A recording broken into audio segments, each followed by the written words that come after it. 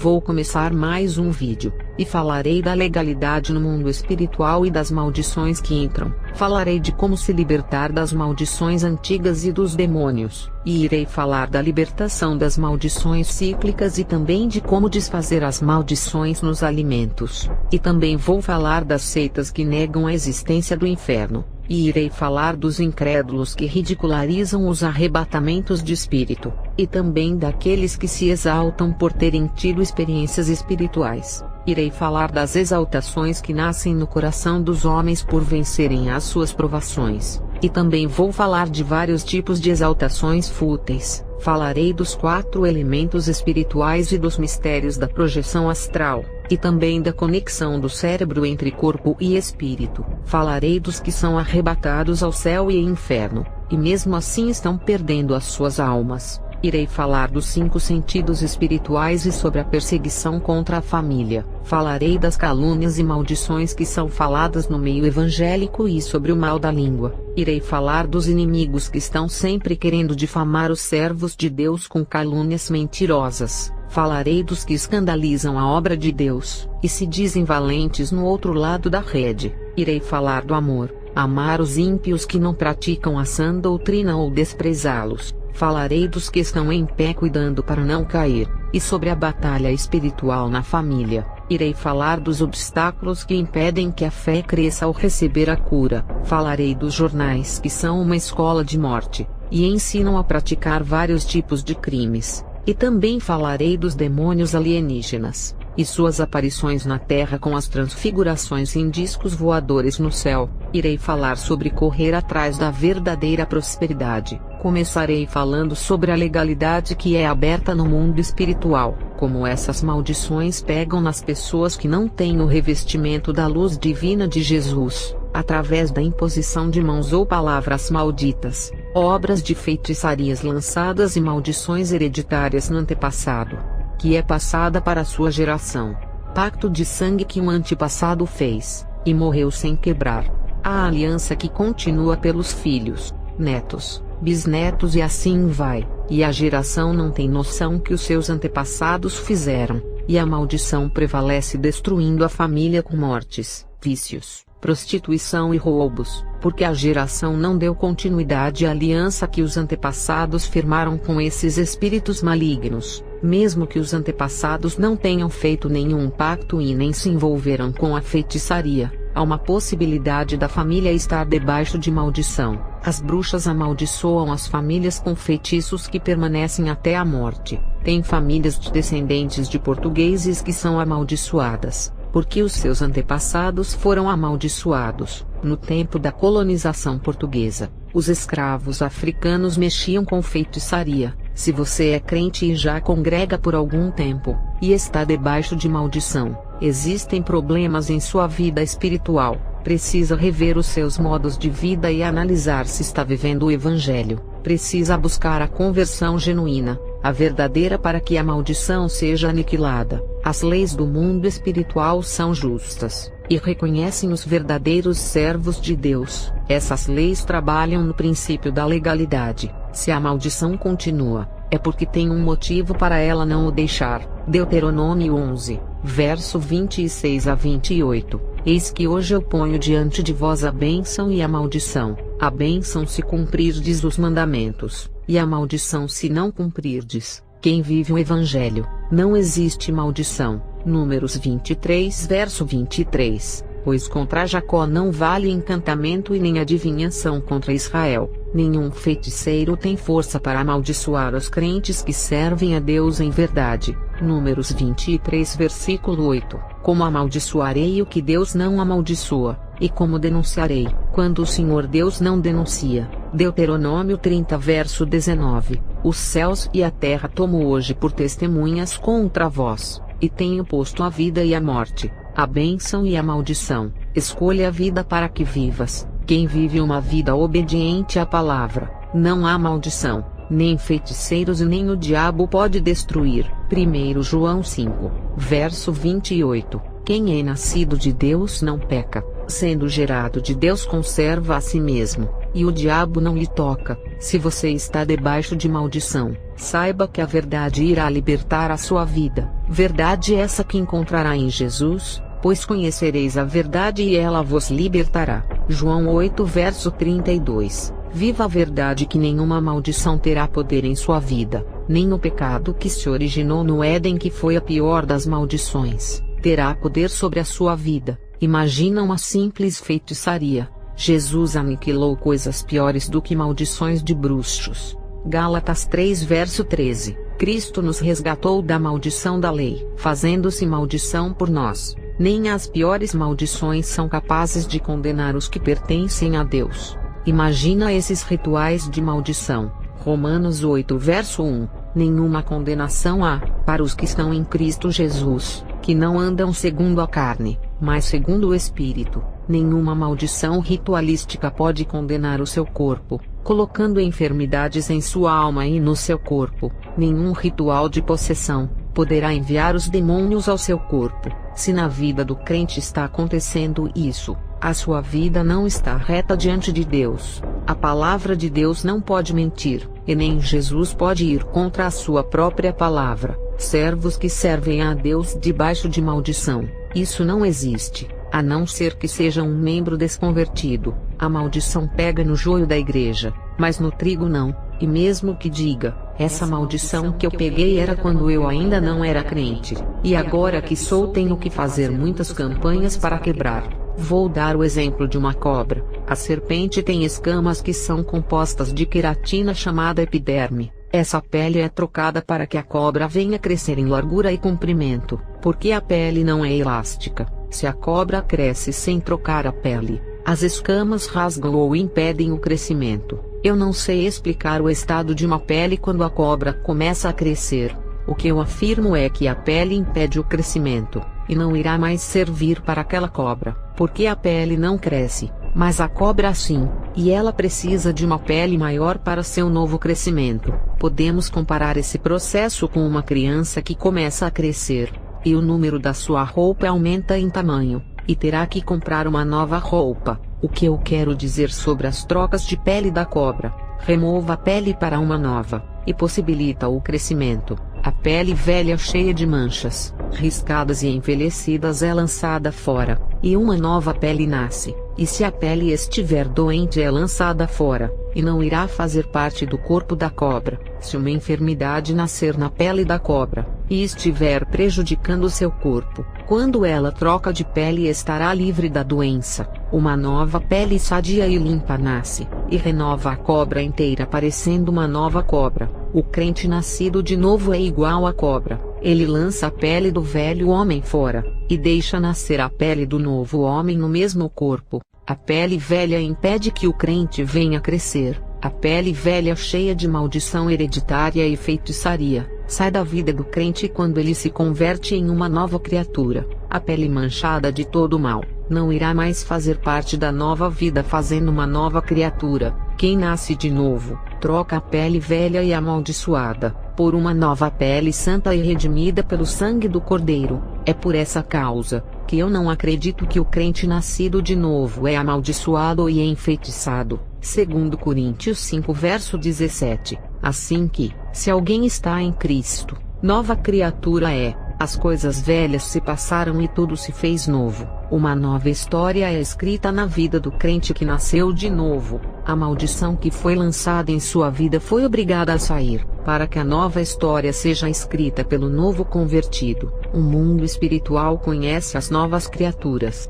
Eu me chamo Helena, conhecida pelos demônios como uma bruxa que trabalhava para o seu reino. Eu era uma pessoa maldita e cheia de maldições que carregava em minha vida. O mundo espiritual sempre me conheceu como uma pessoa maligna, sabendo do meu destino final. A partir do momento que eu me converti de verdade, o mundo espiritual não me vê mais como a Helena a bruxa, mas vê uma nova pessoa nascida que começou a existir com uma nova identidade. Um novo nome recebe os que nasceram, que faz parte da sua nova identidade. Esse novo nome já existe, e está em uma pedra branca que será revelada. Apocalipse 2 verso 17 relata essas coisas. O crente nascido de novo não sabe do seu novo nome, e muito menos o mundo espiritual, que sabe dos nomes terrenos. O mundo espiritual não me conhece como Helena, a antiga, mas me enxerga como uma nova criatura de um nome desconhecido escrito no céu que ainda não foi revelado,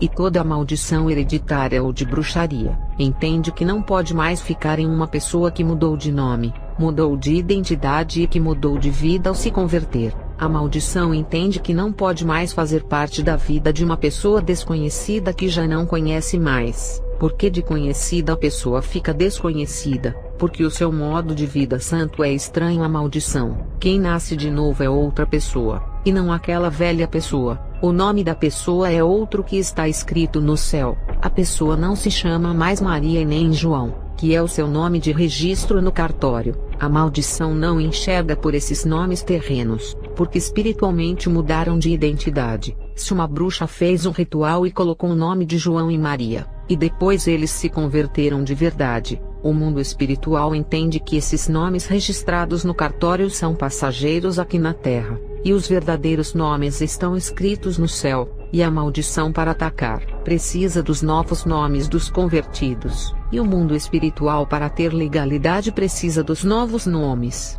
porque os nomes que seus pais colocaram, faz parte do velho homem e da velha mulher, que já tem novos nomes escritos para as novas criaturas.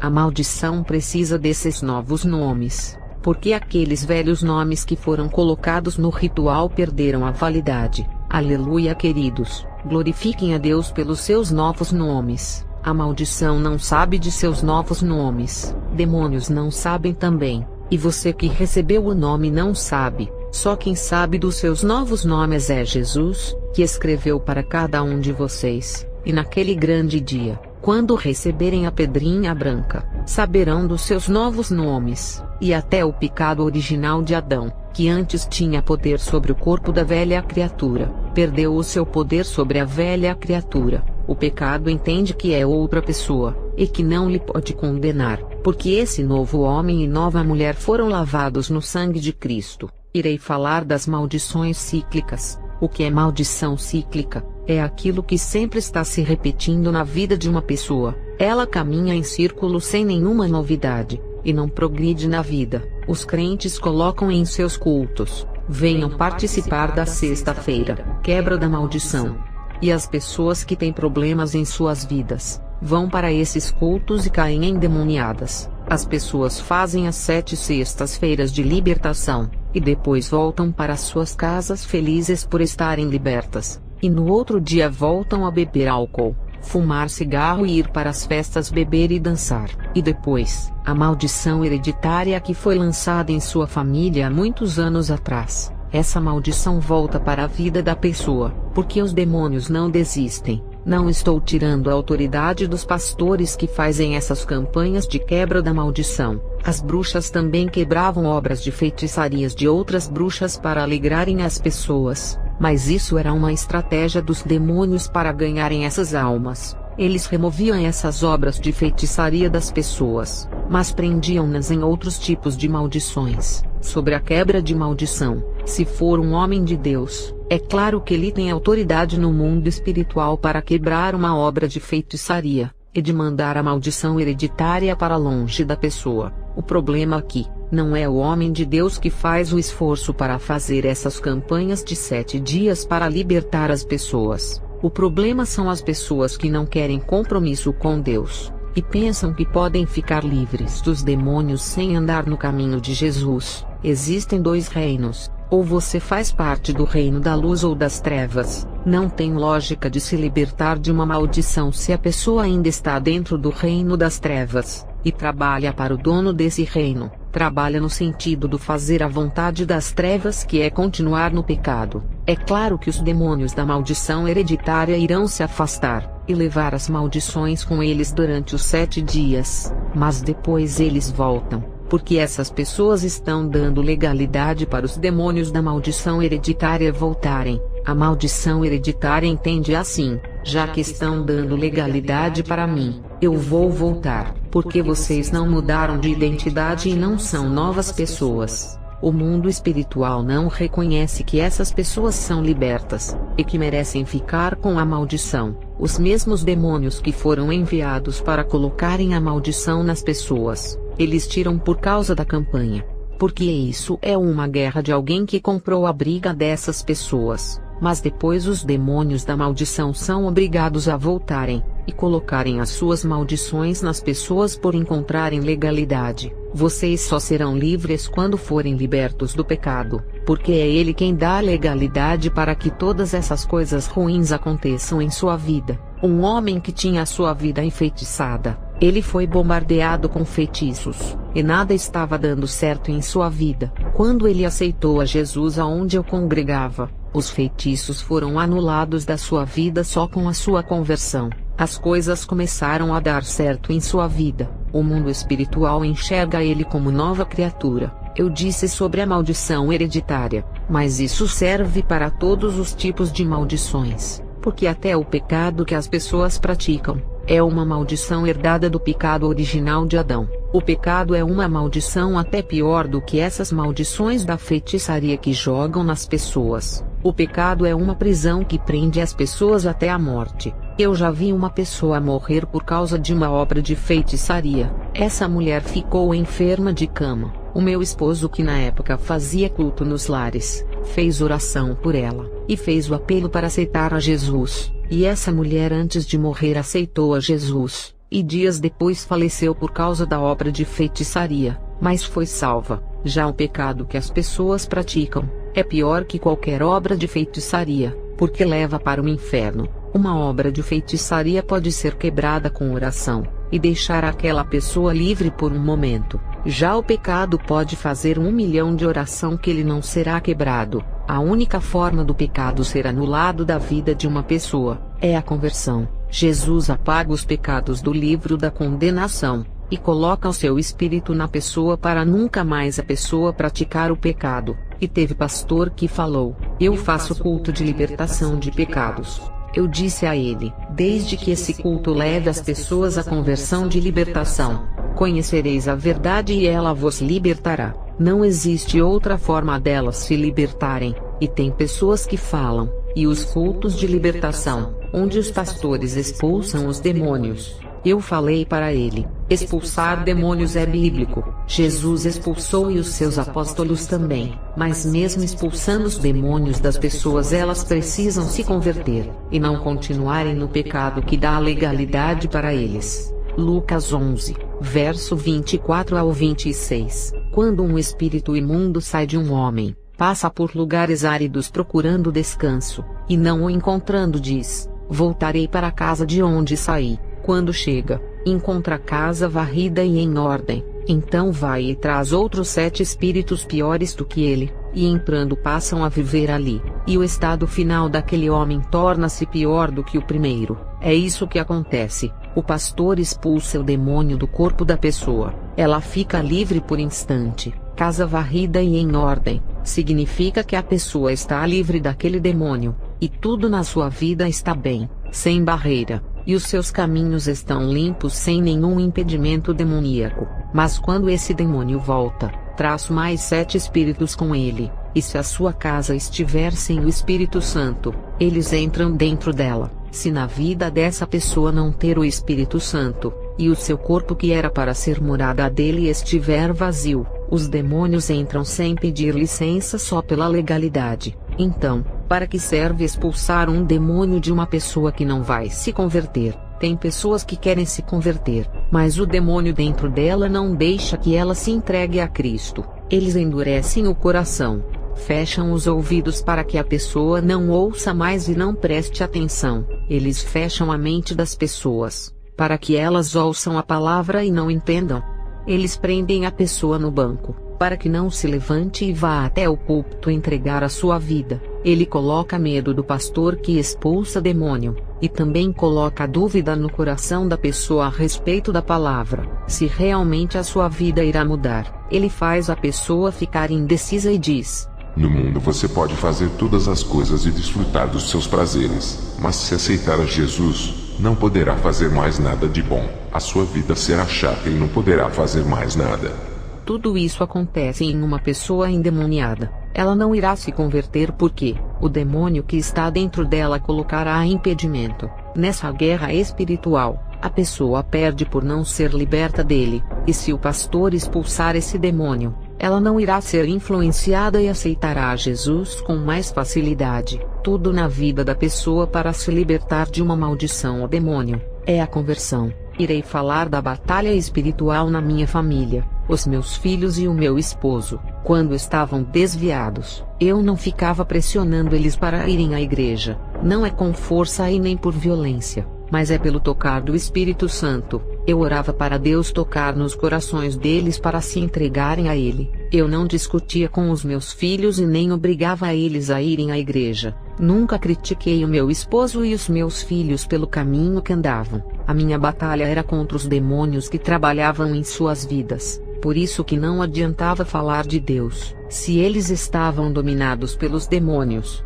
Quantas vezes eu orando, via os demônios da rebeldia juvenil ao redor de minha casa, trabalhando na vida dos meus filhos por eles darem legalidades. Em silêncio, eu travei uma batalha em oração contra esses demônios. Os demônios familiares são mandados por Satanás para trabalharem nos lares, para destruírem as famílias. É importante que a família cristã feche as legalidades para que os demônios não trabalhem. Em minha casa eu era a única que não dava legalidade, mas a minha família dava legalidade para os demônios trabalharem em suas vidas. Por isso que eu via demônios em minha casa, apesar de não dar legalidade, mas o pecado da minha família atraía esses demônios. As minhas batalhas ficavam mais travadas, por causa da minha família que atraía esses demônios para a minha casa. Eu não aceitava os demônios ficarem vindo dentro da minha casa por causa da minha família. Eles só não faziam a maior destruição, por causa da minha oração que impedia eles de acabarem de vez com a minha família. A minha família dava legalidade para a destruição. Eu combatia os demônios dentro do meu lar com a oração, o que dificultava os seus planos. Os demônios da área conjugal também trabalham na família, assim como os demônios da rebeldia juvenil que são dos vícios, e os demônios mirins que são infantis. Um demônio da área conjugal trabalhou na vida do meu esposo, e fazia ele assistir pornografia. Eu me retirava triste para a sala, e ainda mexia com mulheres na rua em minha frente. O demônio da vida dele queria abater a minha fé, me ver triste e me humilhar. Eu não discutia com ele por sentir uma presença maligna nele, e às vezes quando ele falava palavras para me machucar, os seus olhos mudavam. Eu via uma escuridão em seus olhos, e um dia a gente foi dormir. Ele sentiu uma dor no peito, e tive uma revelação de que o demônio que usava ele para me atingir queria matá-lo apertando seu coração. Ele deitado comigo na cama, eu coloquei a mão no seu peito e não orei para curar a dor. Orei expulsando o demônio que estava apertando seu peito. Quando coloquei as suas mãos sobre ele e comecei a expulsar o demônio, ele se manifestou em meu esposo deitado ao meu lado. A batalha espiritual começou naquele momento, e quando o demônio colocou as mãos no meu pescoço, eu paralisei o corpo do meu esposo na cama. Ele parecia uma estátua e não se movia. Eu o prendi com as correntes espirituais divinas, e quando coloquei a minha mão em seu peito, debaixo de minha mão, eu vi uma mão peluda parecendo a mão de um lobisomem. Dava para ver as garras daquele demônio apertando o coração do meu esposo. A minha mão estava no peito do meu esposo, e em cima dessa mão maligna, e quando comecei a orar, a corrente elétrica que estava em meu corpo passou de minha mão para aquela mão peluda, e aquele demônio tomou uma descarga elétrica, e o corpo do meu esposo estava quente parecendo que tinha fogo dentro dele, mas era um demônio que estava dentro dele que pegava fogo. Ele estava atormentado, e queria sair do meu esposo. O meu esposo só conseguia mover a boca para falar: "Está queimando." Eu dei ordem para aquele demônio sair do meu esposo, já que eu tinha paralisado ele dentro do meu esposo, impedindo dele sair. Aquele demônio saiu com o seu corpo pegando fogo e desapareceu. Era a minha responsabilidade. Sou uma guerreira de fé, mulher do fogo que luta no campo da batalha. No outro dia o meu esposo estava diferente, muito carinhoso comigo e amoroso, voltando à sua forma natural e original. O meu esposo sempre me tratou bem, mas quando eu me converti, o demônio começou a manipular ele contra mim. Eu sabia que não era ele, pois em 20 anos de bruxaria ele sempre me respeitou, mas quando eu me converti, o seu comportamento em relação a mim começou a mudar. O meu esposo é o cabeça da casa familiar,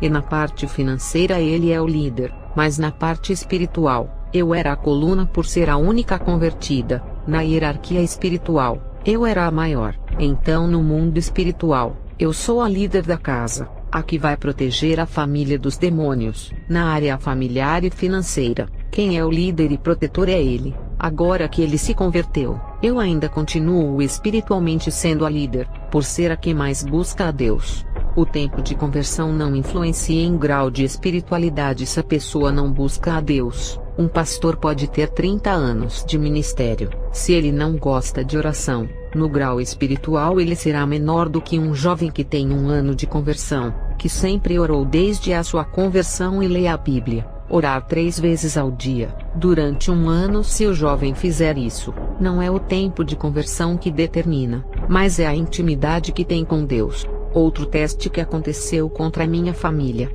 um demônio usou a boca de uma mulher, para dizer que o meu filho estava usando drogas e ainda descreveu o lugar onde ficava. Eu esperei o meu filho chegar, e não o questionei se estava usando drogas por ele não gostar que alguém desconfie dele, e também se eu questionasse, ele não iria me falar a verdade por ter medo de me decepcionar. Eu não queria o assustar falando essas coisas, então eu resolvi segui-lo. No outro dia, eu vi o meu filho indo para o lugar onde a mulher descreveu, mas ao chegar lá, o meu filho estava esperando outro rapaz para ir na faculdade ver os cursos. Eu o segui até essa faculdade, e todos os dias ele esperava esse rapaz, e juntos saíam procurando cursos em várias faculdades. Se eu tivesse discutido com o meu filho por causa de uma mentira, ainda bem que eu fui atrás de provas, porque as pessoas do mundo gostam de colocar contendas na família. Elas são usadas pelos demônios para fazerem isso.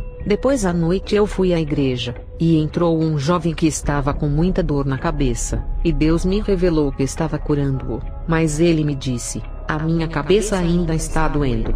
Eu disse a ele: "A dor na cabeça não significa que não foi curado. A enfermidade foi embora, mas o seu cérebro esqueceu de desativar as terminações da veia que manda a dor." E quando eu disse isso, no final do culto o jovem disse que a dor foi embora, porque o cérebro percebeu que a enfermidade foi embora e desativou a dor. Irei falar dos mistérios da projeção astral. Qual é a função do espírito sair do corpo? O espírito sai do corpo para recarregar a energia cósmica, e tem um cordão de ligamento do corpo. É o espírito chamado de cordão astral segundo o espiritismo. Esse cordão astral é uma energia de luz que liga o corpo e o espírito. É através desse cordão que o espírito, ao se desligar do corpo, ou seja, saindo do corpo, vai para onde o cordão quiser. Se um bruxo de alto nível através dos seus pensamentos quiser ir para Portugal, o cordão astral o permitirá ir até Portugal. Segundo o que pensou, em bruxos comuns, o seu espírito fica de 3 a 10 metros distante do corpo, conforme o nível do bruxo ou bruxa. O espírito fica a 100 metros ou mais longe do corpo dependendo do nível do bruxo. Se o espírito sair do corpo da pessoa, e ir até a casa do vizinho, o cordão astral é como uma corrente elástica que está na nuca do corpo, e liga na nuca do espírito. Quanto mais o espírito caminha, mais o cordão cresce em comprimento. Se a pessoa for para a China, que é do outro lado do planeta, esse cordão astral cresce mais ainda, igual a um elástico que está conectado na nuca do corpo deitado, e na nuca do espírito que está viajando. O que acontece se esse cordão estoura? O espírito e o corpo se desconectam, porque o cordão de ligamento espiritual se rompeu. O espírito não pode mais voltar ao corpo, e acontece a morte física, ou seja, o óbito. E o sinal que o cordão astral foi rompido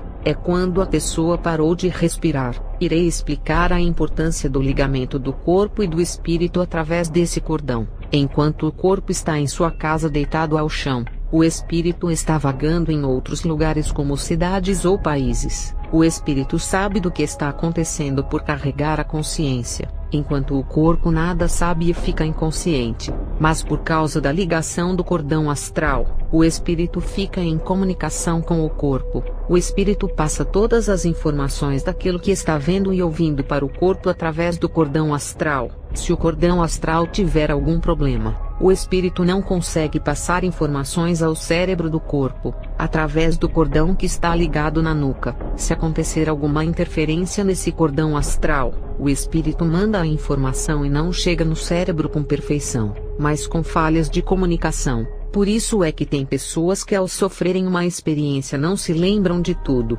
quando acontece falha no cordão de ligamento que transmite as informações. O corpo da pessoa ao acordar, o seu cérebro não consegue se lembrar de todas as coisas. O espírito carrega os 5 sentidos do corpo, que é o ver, ouvir, cheirar, sentir e tocar algo. O corpo fica no chão com os olhos fechados, mas consegue ver, ouvir, cheirar e sentir, porque o seu espírito está sentindo todas essas coisas, e envia essas coisas através do cordão que está ligado na nuca do corpo, e o corpo, ao receber essas informações no cérebro, passa a sentir tudo o que o espírito está sentindo, lembrando que o cordão astral é igual a um fio de conexão que liga a nuca do espírito e a do corpo. Se o espírito não passar essas informações ao corpo, significa que o cordão foi rompido, e o corpo, sem estar ligado com o espírito, morreu. A conexão é tão forte, que o corpo deitado pode falar tudo o que o espírito está vendo em lugares distantes. Se o espírito sentir dores nos olhos ou no estômago, ele irá enviar isso ao corpo deitado, que sentirá dores nos olhos e no estômago. E se o espírito perder um braço, o corpo perderá também? Não, porque quem está perdendo o braço é o espírito, e não o corpo, mas o corpo deitado sentirá as mesmas dores no braço como se estivesse sendo arrancado. Isso foi um exemplo. É claro que o espírito não pode perder um braço, por não ser matéria igual à carne. Lá no inferno, os demônios arrancam os membros das almas, mas os membros aparecem de novo nos corpos espirituais das almas. A dor é intensa. No espiritismo se chama projeção astral, no meio evangélico se chama arrebatamento de sentidos. No arrebatamento existe esse ligamento do corpo e do espírito. O corpo inconsciente fica consciente por receber informações do mundo espiritual, através desse cordão espiritual do corpo e do espírito.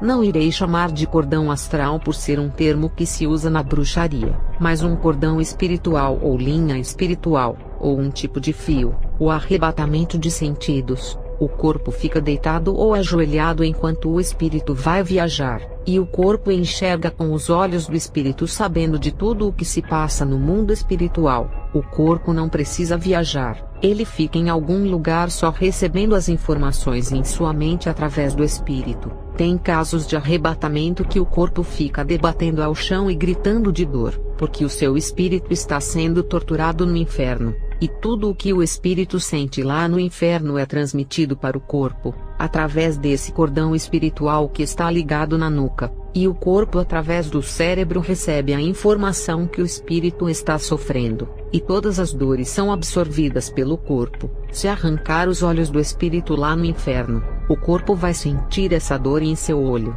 O corpo começa a sentir as dores da tortura e as queimaduras do fogo do inferno através do cordão espiritual. E quando o corpo para de sentir dor, quando o cordão é rompido, o espírito fica sentindo dores sozinho no inferno, e não pode mais enviar tudo o que está sentindo pelo cordão, porque foi rompido. O corpo não pode mais sentir as dores porque o cordão foi rompido. Então entrou no estado de falecimento. É só enterrar. É como um fio telefônico que, quando é cortado, não recebe a energia e para de funcionar. O espírito da pessoa fica no inferno sofrendo, e não consegue transmitir as dores através do cordão cortado. O corpo sem essa ligação não pôde sentir, ver, ouvir através do espírito, e morre deixando o espírito sentir sozinho. E outro tipo de arrebatamento é quando o corpo morre e o cordão é rompido. Com a morte de Adão de Campos pela lógica médica, o corpo desligado do espírito é declarado como morto por não ter as funções vitais.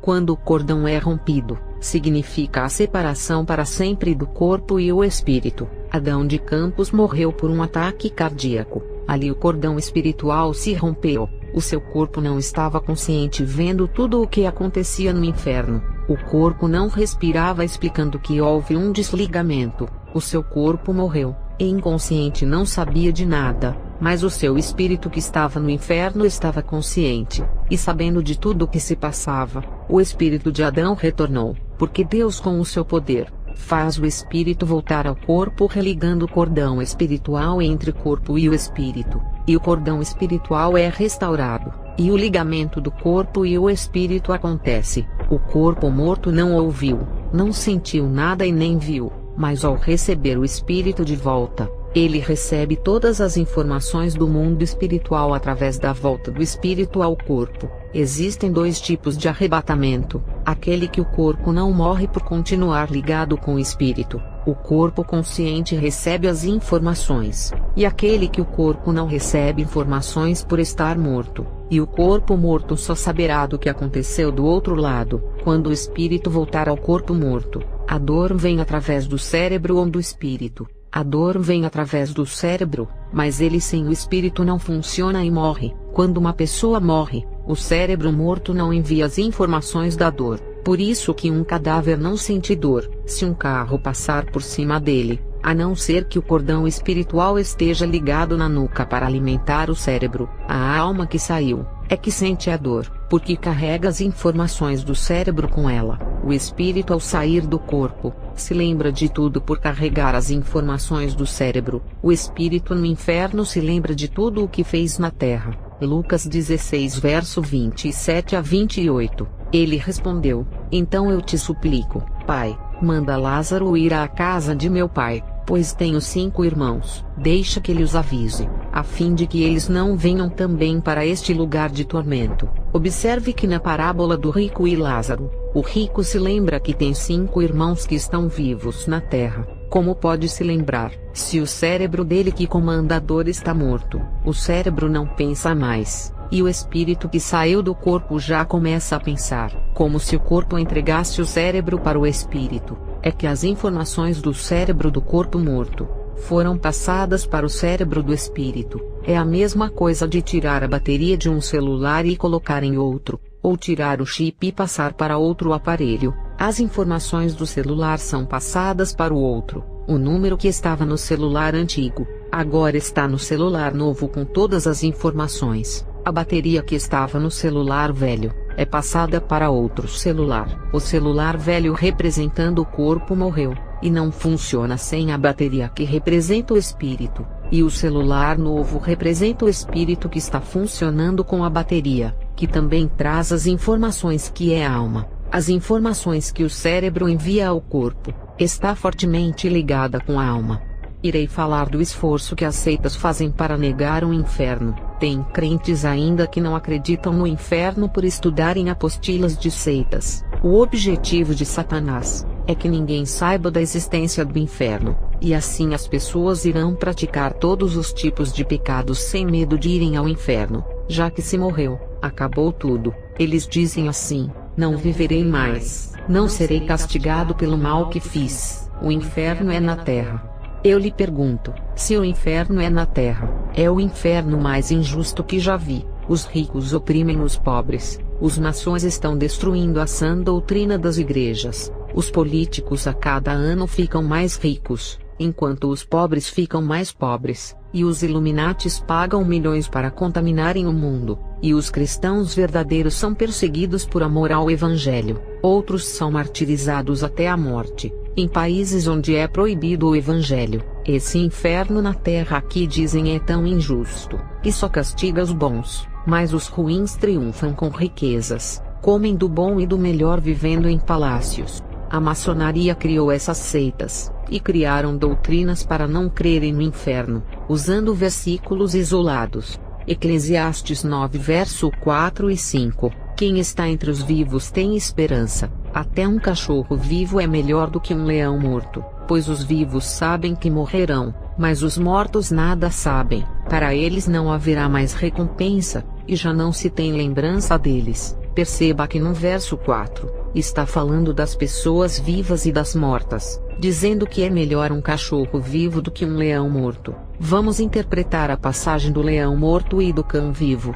Fala da nossa vida passageira e das vaidades terrenas, das riquezas que os homens não levam após a morte, e só recebem a miséria eterna. Esse é o leão morto. O cão vivo vigia mais do que o leão morto, e ainda pode viver cumprindo a sua função. E nesse versículo está falando que podemos dar mais valor à simplicidade da vida, sendo como um cão que se alimenta dos grãos que caem da mesa do seu senhor, do que ter a realeza do leão e morrer. O versículo começa a falar do sentido da vida. No versículo 5 fala: pois os vivos sabem que morrerão. Sim, o cão que está vivo simbolizando os humildes, sabem que um dia irão morrer, e por isso não se esforçam correndo atrás das riquezas desse mundo, e nem procuram a fama do leão e nem a sua realeza seguindo a Jesus, e se alegrando com aquilo que tem, igual Lázaro da parábola. Já o leão morto significa o rei da selva, o governador de uma nação, um presidente de um país, um dono de uma mega empresa, aquele que domina pela sua realeza, pela sua posição na sociedade e pelo seu dinheiro, um jogador de futebol que é o melhor do mundo, ou aquele ator que está se destacando no cinema, e passa a ser o mais rico entre os atores, ou até mesmo aquele cantor que está fazendo mais sucesso, e ganha um Grammy e leva a estatueta que é o seu Oscar. Esses reinam cada um no seu terreno, eles são os leões que irão morrer, e as suas mortes não têm nenhum valor para Deus, porque perdeu as suas almas. A outra parte do versículo 5, mas os mortos nada sabem, para eles não haverá mais recompensa, e já não se tem lembrança deles. As seitas usam esse versículo para dizer que o inferno não existe, porque os mortos não se lembram de nada. Esse versículo não está falando disso, está se referindo ao leão que morreu, que significa os poderosos que morreram. Fala que os mortos nada sabem. Aqui está falando dos corpos mortos que não sabem de nada, porque as informações de suas mentes foram levadas pelo seu espírito, e tudo da sua mente de carne foi apagada. Ainda diz que para eles não haverá mais recompensa, significa que eles morreram sem Jesus, e não haverá mais recompensas para esses que já gozaram de seus bens na terra, e já não se tem lembrança deles. Está falando do corpo morto que, ao sair o espírito, leva todas as informações da mente. O corpo morto não se lembrará de suas riquezas e de mais nada, e para eles não haverá mais recompensas. Lembra da parábola do rico e Lázaro, o rico simbolizando o leão e o cão simbolizando Lázaro. O versículo está falando dos pobres que continuam vivos, e dos ricos que morrem. Em nenhum momento nega a existência do inferno. Perceba que a maçonaria cria as seitas e manipulam o sentido dos versículos, dizendo que os que morrem não sabem de nada e não se lembram, não veem, não ouvem e não se lembram. O corpo não, mas o espírito leva os 5 sentidos do corpo com ele, que é o olfato, audição, tato, paladar, visão, audição e também a mente. Lucas 16 verso 23. E no inferno, ergueu os olhos estando em tormentos, e viu ao longe Abraão e Lázaro no seu seio. O rico viu, ou seja, ele tem olhos e tem o sentido da visão. No verso 24, e clamando disse: Pai Abraão, tem misericórdia de mim, e manda a Lázaro que molhe na água a ponta do seu dedo e me refresque a língua, porque estou atormentado nesta chama. O rico clamou: ele tem boca, também tem o sentido do paladar. No verso 27 e 28, e disse ele: rogo-te, pois, ó Pai, que o mandes à casa de meu pai, pois tenho 5 irmãos, para que lhes dê testemunho, a fim de que não venham também para este lugar de tormento. O rico se lembrou, ele tem mente e pensamentos. Perceba que tudo que o corpo dele viu, falou, se lembrou, já estava no espírito dele. Quando o corpo morre, o espírito leva todas as informações da mente, que são os seus sentidos, que é falar, ver, ouvir, sentir e ter o paladar. Os crentes de seita falam assim para menosprezar essa passagem. É apenas uma parábola, não é real. Parábola é uma história. Quando uma pessoa chama uma parábola de história, é como tirar a veracidade dela, e a coloca no mesmo patamar da historinha da cuca, e da fábula da mula sem cabeça. Essas histórias que são contadas pelos antigos, e são passadas de geração em geração aos filhos e netos, que não passam de contos e crença popular. As seitas têm coragem de dizer que a parábola de Jesus é apenas uma história. Então eles estão chamando o Cristo de mentiroso. Da boca de Jesus nunca saiu mentiras. Ele era Deus na forma humana e nunca pecou. Por isso que o seu sacrifício de sangue foi puro. Números 23 verso 19. Deus não é homem para que minta, nem filho de homem para que se arrependa. Acaso ele fala e deixa de agir? Acaso promete e deixa de cumprir? Um rapaz teve uma experiência de arrebatamento. O anjo o levou no inferno e revelou todas as estratégias de Satanás. Isso foi no ano de 2007. Esse rapaz continuou falando de suas experiências nas igrejas, e os crentes que não concordavam começaram a dizer assim: esse rapaz sabe muita coisa das estratégias de Satanás. Ele deve ser do lado das trevas para saber muita coisa. Lúcifer deve ter falado para ele. Ele é amigo de Satanás. Satã fala tudo para ele. Os dois têm muita amizade.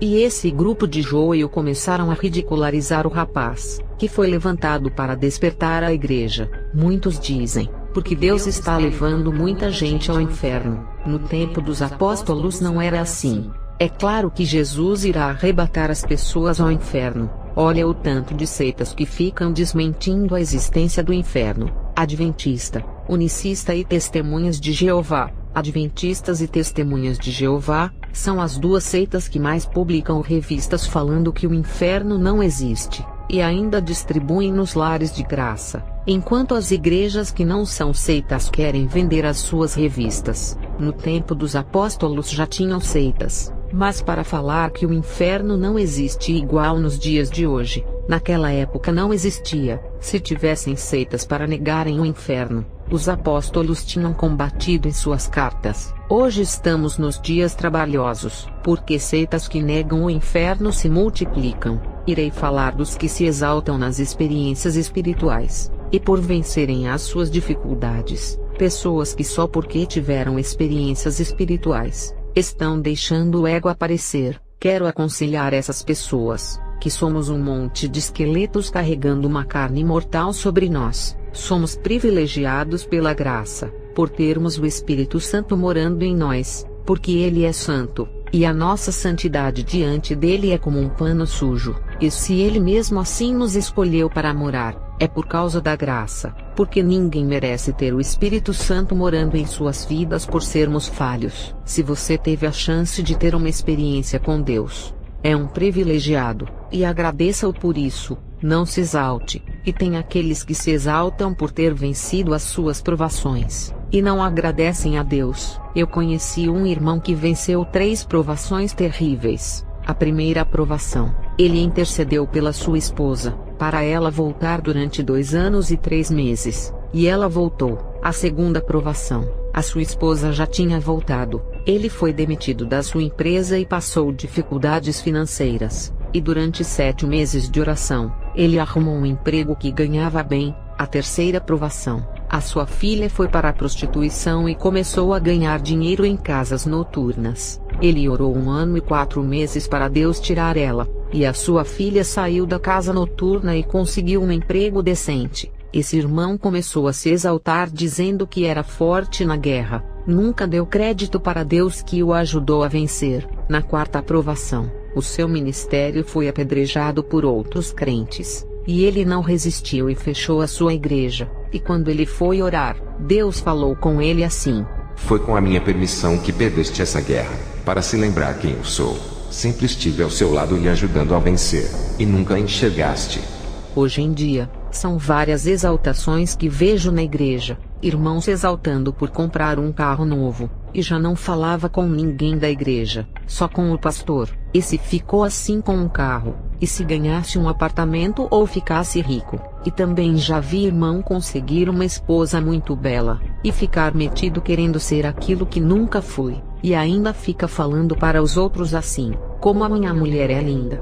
Já vi uma irmã, que ao casar com um homem bem financeiramente, se sentia a poderosa, e ficava falando que o seu esposo era chefe, era isso e aquilo, tentando causar inveja em outras irmãs. Tem irmã que até fala que o seu esposo é carinhoso, e fica falando do seu relacionamento amoroso para as outras irmãs. Cuidado, irmã, você não sabe, mas no grupo das irmãs, pode ter uma pombagira camuflada que vai querer roubar o seu marido. De tanto você falar das qualidades dele, não esqueça que dentro da igreja também tem o joio, ou pessoa que teve o seu coração semeado pelo joio. Temos que vigiar, e não sair falando as coisas do lar para todo mundo, e são tantas exaltações por coisas fúteis da terra, que mudam a cabeça das pessoas. Só precisa de uma mínima coisa para tirar a humildade do coração. Irei falar dos que são arrebatados ao inferno e ainda estão caminhando para o inferno. Tem muitas pessoas que estão sendo arrebatadas ao inferno,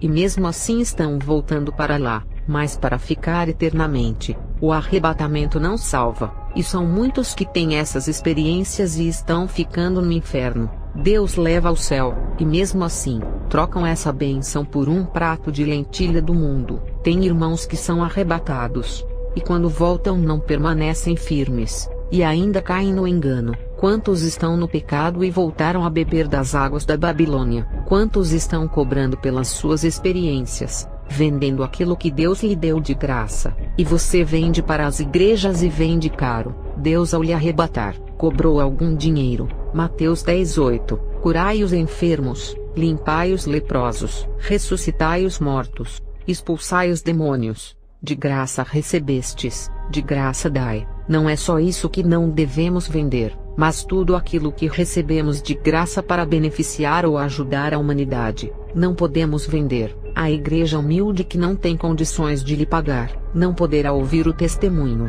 e o irmão da experiência nega a dar o seu testemunho por causa de dinheiro. Sabe quantos ímpios que estão visitando essas igrejas, que poderiam se salvar ouvindo o seu testemunho? O seu testemunho poderia levar muitas pessoas a entregarem a sua vida a Jesus, e levaria muitos à conversão. A igreja pode estar fria, e precisa se despertar com o seu testemunho ouvindo-o. A igreja poderia ter um avivamento com a sua experiência, e você, irmão, pode estar impedindo o trabalhar de Deus. Jesus não levou você para dar um passeio do outro lado. Se ele levou, é porque tem um propósito para a igreja, e escolheu você para ser esse instrumento de avivamento ao povo. Tem irmãos que estão vendendo as suas experiências à maçonaria. Um maçom, quando descobre que um servo de Deus teve um arrebatamento, a primeira coisa que ele faz é oferecer dinheiro, e aquele servo de Deus nunca cobrou um centavo para fazer a obra de Deus, mas é tentado por aquele maçom,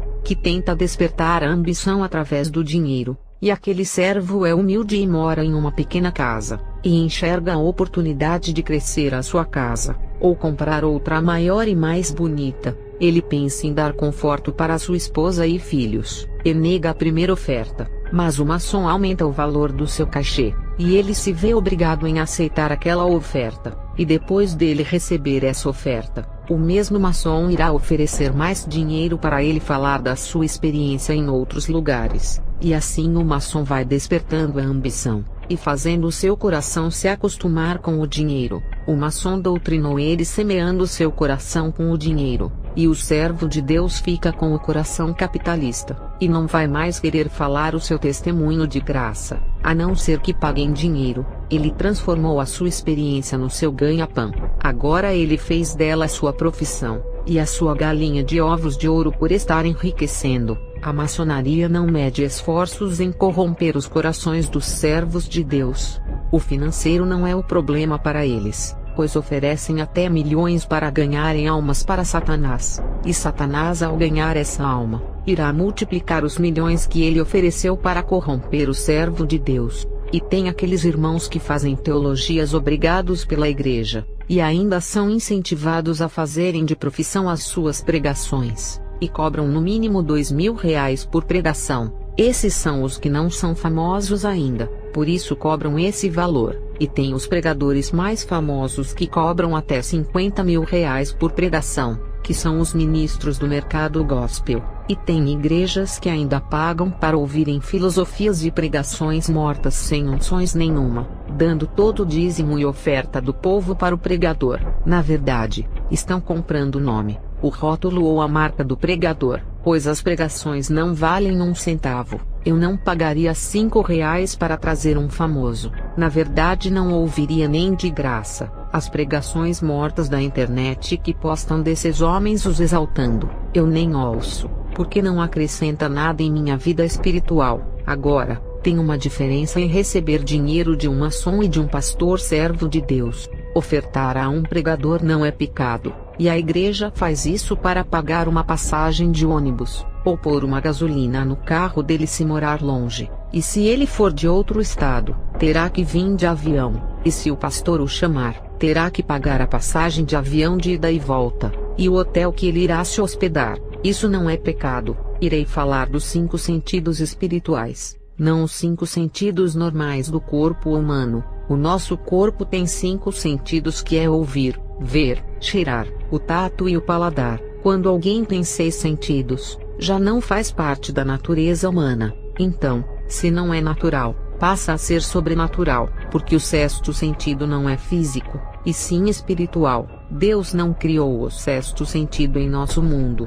Ele criou os seres humanos com apenas 5 sentidos. Mas quando se trata do mundo espiritual, isso não acaba em 5 sentidos. No filme O Sexto Sentido, Satanás revela nessa sua obra, que é invisível esse sentido. Quando aquela criança passa a ver espírito, os 5 sentidos espirituais existem, não em nosso mundo, e sim no mundo espiritual. Tanto os feiticeiros como os cristãos que têm um grau de espiritualidade alto, conseguem ter esses sentidos que são chamados de dons no meio evangélico. Sobre a visão espiritual ou sentido espiritual, a visão espiritual, que muitos chamam de dons, é um dos sentidos que é aberto para o bruxo e também para o cristão. As cortinas do mundo espiritual se abrem, e quem tem esse dom, consegue ver as coisas que estão em oculto. Segundo a Reis 6, versos 15 ao 17, o servo de Eliseu levantou-se bem cedo pela manhã, e quando saía, viu que uma tropa com cavalos e carros de guerra havia cercado a cidade. Então ele exclamou: "Ah, meu senhor, o que faremos?" O profeta respondeu: "Não tenha medo, aqueles que estão conosco são mais numerosos do que eles." E Eliseu orou: "Senhor, abre os olhos dele para que veja." Então o Senhor abriu os olhos do rapaz, que olhou e viu as colinas cheias de cavalos e carros de fogo ao redor de Eliseu. O que o profeta Eliseu fez com o seu servo? Eu já vi pastor orar por incrédulo e a sua visão espiritual se abrir, e ele ver anjos na igreja e demônios. Só que é uma visão temporária e não fica, a não ser que o rapaz se converta e busque esse dom de visão. Sobre a audição espiritual ou sentido espiritual, a audição espiritual, que é um dos sentidos, quando se abre, começa a ouvir os demônios falando e gargalhando. Já ouvi pessoas dizerem que ouviram uma gargalhada maligna que nunca tinha visto ninguém rir dessa maneira. Teve um dia que uma irmã disse a mim: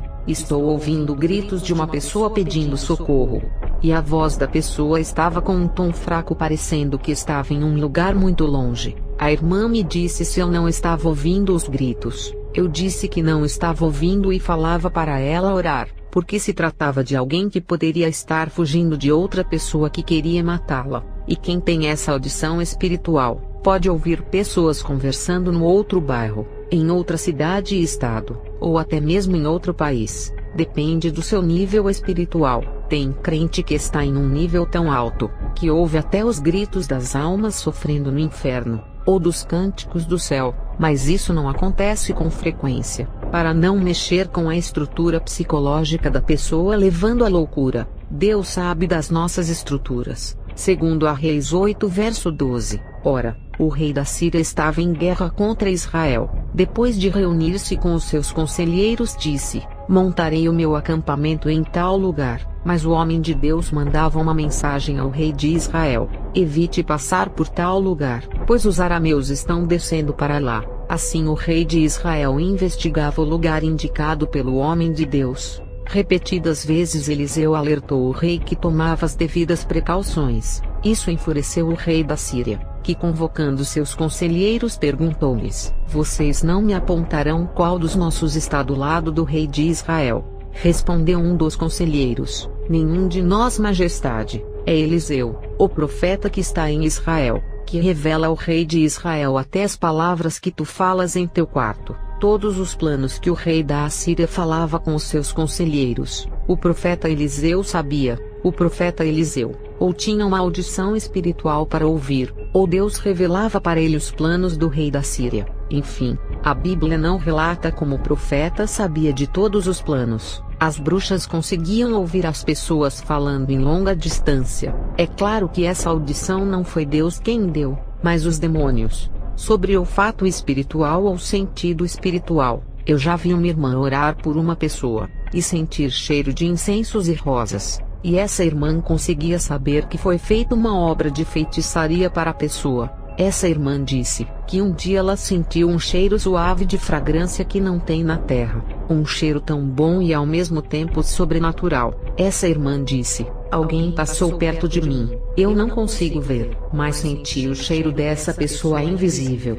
E quando a irmã foi orar, pedindo revelação a Deus para saber quem foi que passou perto dela, Deus falou assim: foi o Cordeiro, o meu filho, o seu noivo amado. Aquela irmã começou a falar em línguas por ser tão forte a revelação. Outro dia ela orou por um homem, e sentiu cheiro de carne podre. O rapaz estava limpo, perfumado e tinha tomado banho, e ficou sem entender. O cheiro era espiritual, e significava a morte que seguia aquele rapaz. A irmã fez o apelo, e o rapaz não se converteu. Semanas depois ele apareceu morto. Foi assassinado. Na bruxaria, tinha uma bruxa que conseguia sentir o cheiro dos demônios. Quando um demônio se aproximava dela, ela dizia: estou sentindo cheiro de enxofre. E quando o demônio era peludo, ela sentia cheiro de cachorro molhado. E quando a pomba gira se aproximava, era um cheiro de rosa que a bruxa sentia. Isso era sem ver. Ela não tinha visão espiritual, paladar espiritual ou sentido espiritual. No céu, as almas das pessoas se alimentam não por sentirem fome, mas pelo prazer de sentir o paladar dos frutos celestiais que são saborosos. Um espírito que não é de carne, se alimentar só para sentir o paladar que dá a sensação de prazer. Uma irmã me disse que quando orava, um anjo desceu do céu com um maná e colocou em sua boca. Mas o maná não podia tocar por ser espiritual, mas ela conseguiu sentir o paladar daquele maná, e sentiu um sabor que não existe na terra, nenhum pão com aquele sabor. Ezequiel 3 verso 1 ao 3. Depois me disse: filho do homem, come o que achares, come este rolo e vai, fala à casa de Israel. Então abri a minha boca e me deu a comer o rolo, e disse-me: filho do homem, dá de comer ao teu ventre, e enche as tuas entranhas deste rolo que eu te dou. Então o comi, e era na minha boca doce como mel. Ezequiel sentiu o paladar espiritual do rolo, que a sua boca ficou doce igual o mel. Ele sentiu o gosto de um rolo espiritual que é invisível e não se pode pegar. Se ele comesse o rolo de papel, feito de pergaminho ou árvore, sentiria o gosto de papel, mas como o rolo era espiritual, ele sentiu um gosto de mel e não de papel. Nenhuma pessoa conseguiria comer algo invisível e sentir o paladar, se não tiver o paladar espiritual. Teve uma bruxa, que se alimentava com alimentos que um demônio trazia para ela. Os alimentos eram invisíveis, e segundo ela, o demônio trazia do mundo dos espíritos da luz, ou seja, ele trazia do inferno, os mesmos alimentos que as almas são obrigadas a comerem no inferno, como fezes, coisas estragadas, bebem ácido e outras coisas podres. Ela dizia que esses alimentos eram amargos, e com um sabor ruim, parecendo coisas estragadas e podres. A bruxa dizia que não conseguia ver, só sabia que o demônio mandava ela abrir a boca, e colocava um monte de coisas invisíveis em sua boca. Pelo gosto ela imaginava o que era. O demônio dizia que eram alimentos espirituais, para que a bruxa subisse de nível, imitando o que Deus fez com o profeta Ezequiel, quando mandou ele abrir a boca e colocou um rolo para o comer. E ela cresceu tanto de grau espiritual, que foi a segunda líder da escola por ser tão forte. Teve outra bruxa que comeu o livro de São Cipriano imitando o profeta Ezequiel. Essa bruxa ficou muito forte, porque o livro de São Cipriano é um dos livros mais malignos do mundo. Todas as habilidades que estavam no livro a bruxa adquiriu. Tinha magias que ela levaria anos para conseguir, e aprendeu na mesma hora. Isso é sobrenatural. Essa bruxa subiu vários degraus de uma vez sem precisar se dedicar, e levaria anos para ter aqueles domínios das forças ocultas. Ela conseguiu no mesmo instante. Falarei do tato espiritual ou sentido espiritual. O tato espiritual é a pessoa sentir através da pele e tocar nas coisas. Quando era uma bruxa, eu sentia através da pele do meu corpo os demônios tocarem. Sentia a presença deles quando o vento tocava no meu corpo, e outros através da temperatura do calor. Eu cheguei a tocar na mão de um espírito maligno e apertar. Alguém pode até pensar, é claro, ele se materializou. Não, ele não se materializou, e estava em forma de espírito, porque eu passava por dentro dele como se fosse uma sombra. Eu tinha o sentido do tato espiritual. No começo, quando estava iniciando como bruxa, eu tentava tocar os espíritos pelas suas mãos e não conseguia. Uma jovem nova convertida, quando orava buscando batismo com o Espírito Santo, ela sentiu um vento forte bater em seu rosto, e depois uma chama espiritual começou a lhe esquentar. Essa jovem gostou tanto dessa experiência, que orava todos os dias para sentir a mesma coisa, até que ela começou a sentir uma mão tocando em seu ombro e a consolava. Ela pediu para eu orar por ela, para ver quem era aquele ser natural que tocava o seu ombro todas as vezes que ela orava, e Deus me revelou que era um anjo que a tocava nos ombros, porque os seus cabelos eram lindos e compridos e não cortava. Essa jovem recebeu o dom do tato espiritual, porque os anjos tocavam nela, mas ela duvidou que tinha recebido e continuava orando, até que os demônios ficaram furiosos com ela por não querer parar de orar mais. Os demônios começaram a soprar nos ouvidos dela toda vez que estava orando. Eu disse à moça: você não pode ver o demônio, mas pode tocar nele por ter recebido o dom do tato espiritual. Eu disse: acredite no que eu falo, eu tinha esse dom quando era uma bruxa. Hoje, como cristã, não tenho mais. Um dia essa moça estava orando, e um demônio se aproximou dela e assoprou em seu ouvido. A moça deu um tapa mesmo sem ver o demônio. Ela sentiu a sua mão bater no rosto do demônio, que ele caiu em direção à parede e desapareceu. E ali ela acreditou que conseguia tocar. Um dom raro. Os 5 sentidos espirituais são mais agudos e profundos do que os nossos 5 sentidos naturais. Os nossos olhos não conseguem ver algum objeto em longa distância, e quando colocamos os binóculos, conseguimos ver. A visão espiritual vê o objeto sem precisar dos binóculos, e ainda vai além e entra no mundo espiritual. A nossa audição não consegue escutar uma agulha cair, e nem ouvir as pessoas conversando em outros bairros. Já a audição espiritual consegue ouvir pessoas de outros bairros conversando, e se a agulha cair no chão, é como se fosse uma grande pedra. O nosso olfato não consegue sentir o cheiro de alguém que está em outro bairro. Já o olfato espiritual sente o cheiro em longa distância. No inferno, os sentidos das almas são mais aguçados. Elas sentem muito mais na pele a dor do que nós. Se uma pessoa perder o dedo, é uma dor, mas no inferno, quando uma alma perde o dedo, a dor é multiplicada 100 vezes. Tudo é mais profundo lá.